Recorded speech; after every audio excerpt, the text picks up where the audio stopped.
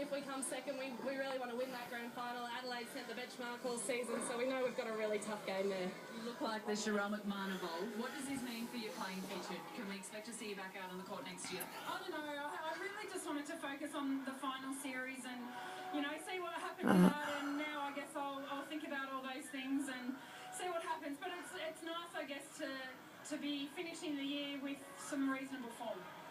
Just Roman Barn leaving the door open there. Now, just going back to one of the big events on the weekend and the Wallabies, I'll quickly give you my take on what happened there. Is talk of who will coach the Wallabies next if Robbie Deans is to fall away. Now, it was a massive build-up. It was talked about as the greatest home soil rugby match since the 2003 World Cup final, and this is the first moments where all the air went out of the Australians' balloon.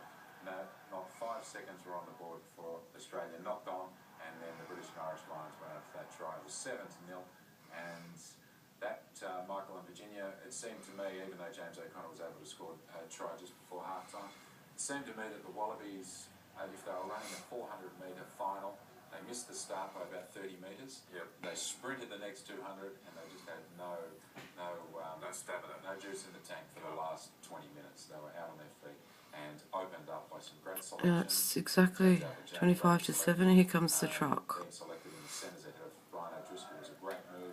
He did bend the defensive line by the Wallabies, and then those outside backs took full advantage. We saw George North scoring, and Lee Halfpenny was an outstanding player at fullback. Here are all the business trucks. Comprehensively outplayed by much better side. Yeah, they were, and probably exposed in a couple of the areas that the Wallabies needed to tighten up on.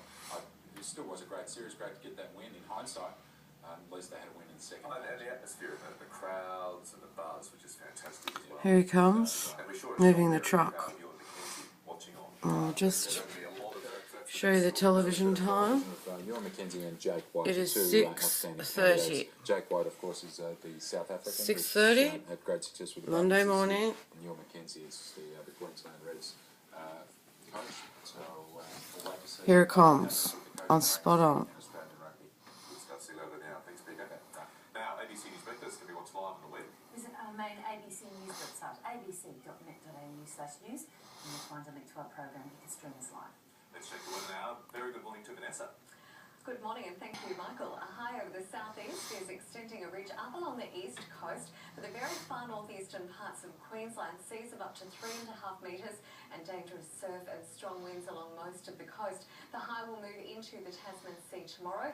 A cold front is weakening near Tasmania, but it has left behind a westerly airflow, and we're still seeing showers and snow about the southeast. In Western And here it comes now. is expected to reach the southwest Second truck. early tomorrow morning, moving through the southwest during the day and then on to the goldfields by evening. Another will follow on Thursday. A partly cloudy day for Queensland today. Showers will accompany the strong south to southeasterly winds along the east coast, mainly about the northeast coast. Further south and down towards Brisbane, it will be a mostly fine day, 21 degrees. In New South Wales, early morning fog and frost. It's currently -5 at Armidale Airport. A pool of cold air is causing showers about the western slopes and snow above 1,100 metres. Showers for the eastern parts of the Riverina. That will now be waking up in Sydney, but you will have another Mr. Nobbs at number 6. I've already been woken up. In Victoria, fog and frost across the And hear the inland area. beeping. Scattered showers near the coast with possible hail and thunder. A cold morning in Melbourne, currently 4 degrees, heading for a top of 14. In Tasmania, icy on the roads, cold enough for snow to fall around 700 metres, and showers about the west and south. Mostly sunny in the east. For the rest of the week, minimal showers, but the rain will return to the west on Friday. In South Australia, fog around Adelaide. Take care if you're heading up into the hills. Isolated showers over the southern agricultural area with a top of 15 in Adelaide. Western Australia, morning frost, showers mainly towards the southern coast, but it will be mostly sunny along the west coast. 19 degrees in Perth, 30 degrees for Broome, 33 in Darwin with gusty east. Now, why doesn't that take place at 7 a.m? No truck movements on New South Wales streets that are suburban prior to 7 a.m. And Sydney will be a frosty morning in Canberra, -3 overnight, a top of 12 degrees.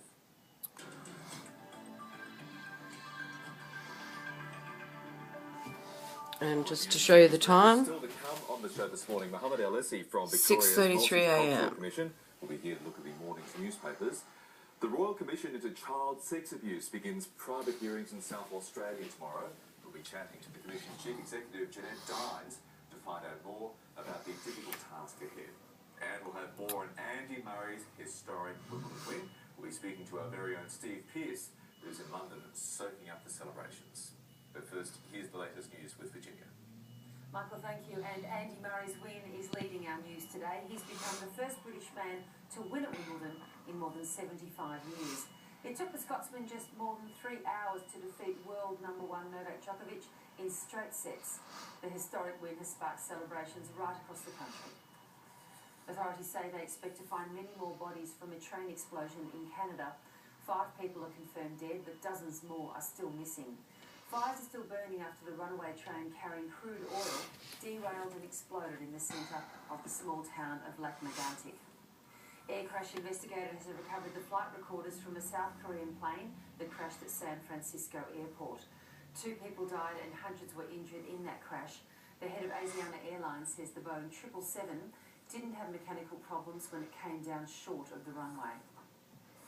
There are fears of more violence in Egypt as supporters and opponents of the country's ousted President Mohamed Morsi take to the streets yet again. Dozens of people were killed during clashes at the weekend. Egypt's new president says pro-reform leader Mohamed El-Baradei is yet to be appointed as interim prime minister, despite earlier reports that he's been given the job. Here's some of the first trucks arriving this morning to pick up Rob. Charges. The cleric is back in Jordan after being deported from Britain at the end of an 8-year legal battle. Just so you know, it's 6:34. Let's take you straight to San Francisco, where authorities there are giving journalists an update on the investigation into that fatal plane crash. Report that as of 30 minutes ago, runway 28 right is back in service. So 3 of our 4 runways are back in service. We're handling about 32 to 33 landings per hour. That's equivalent to our normal weather condition with low clouds. So we will be experiencing delays, but it's a more normal level of delays that's experienced. I want to particularly thank Mayor Lee for his leadership. He was here all day yesterday and again today, supporting our efforts. And I'd now like to turn it over to Mayor Lee before the NTSB reports on their efforts. Mayor Lee.